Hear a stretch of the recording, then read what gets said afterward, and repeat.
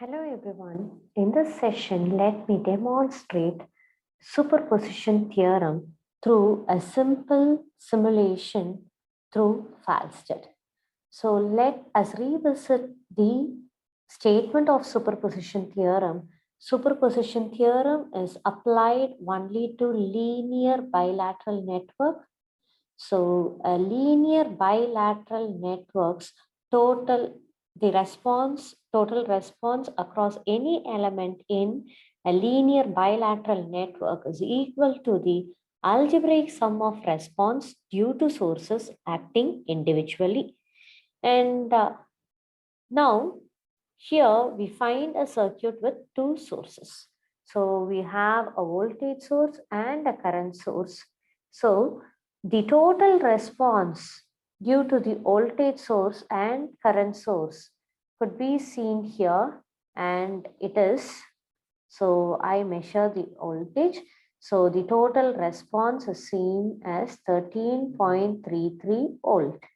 And now let me remove the current source.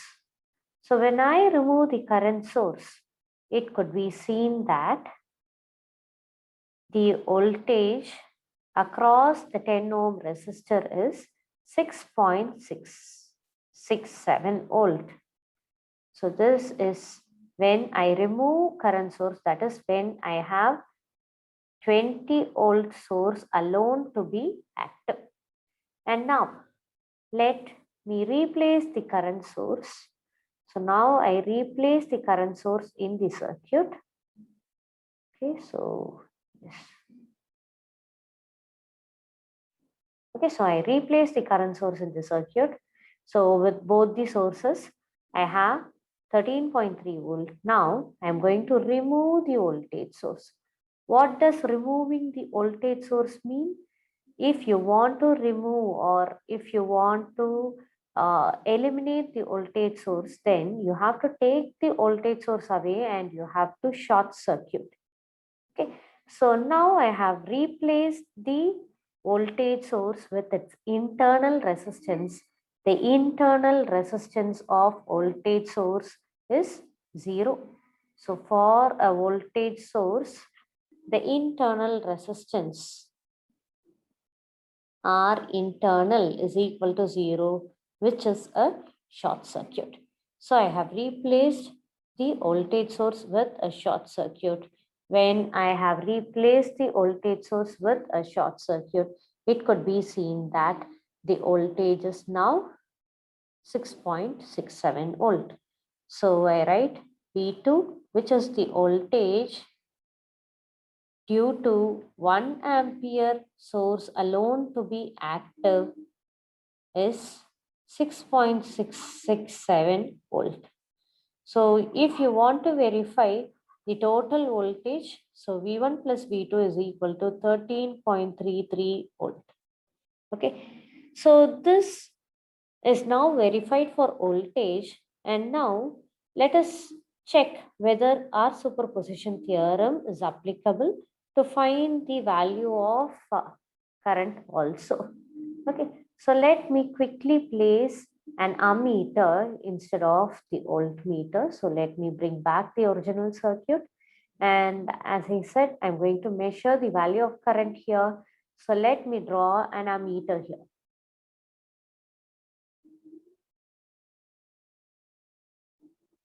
So let me introduce an ammeter. So this ammeter is in series with the resistance. So to make it clear, let me just remove the voltmeter.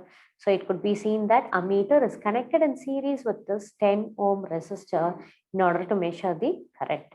So the total current, okay, so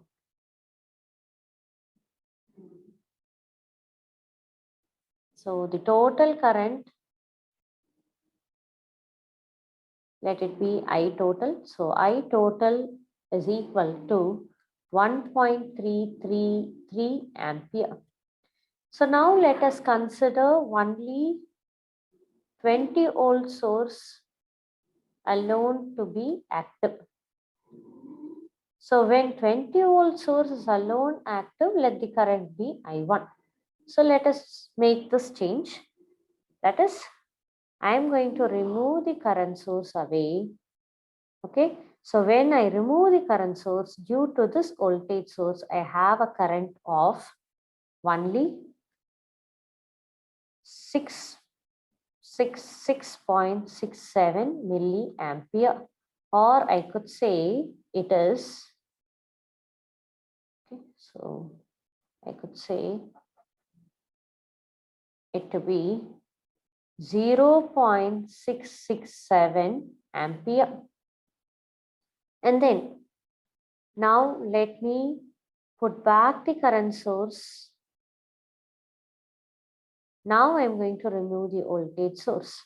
And remember, whenever you want to remove the voltage source, you have to take away the voltage source and replace it with a short circuit. Okay, so again, because of the 1 ampere source alone to be active, okay, so here we say that we have only 1 ampere source alone to be active in the circuit. And when you have only 1 ampere source to be active, your current value is again 0.667 ampere.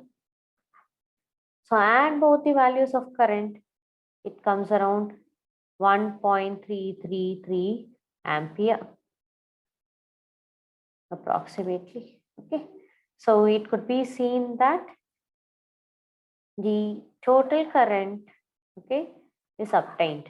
Okay, so here again the current flows in the downward direction, and when you have the voltage source alone, also the current flows in the downward direction. So direct addition, okay, because both the currents are flowing in the same direction. So because I1 and I2 are flowing in the same direction, and hence both are directly added together. So the total current, total response is equal to the algebraic sum of individual responses. Thus, we prove superposition theorem. And I leave it as an activity for you to learn why superposition theorem is not applicable to find the value of power. Okay, so you could either use simulation or you could go for theoretical calculation, and you could verify that superposition theorem is not applied to calculate the power. Okay, thank you all.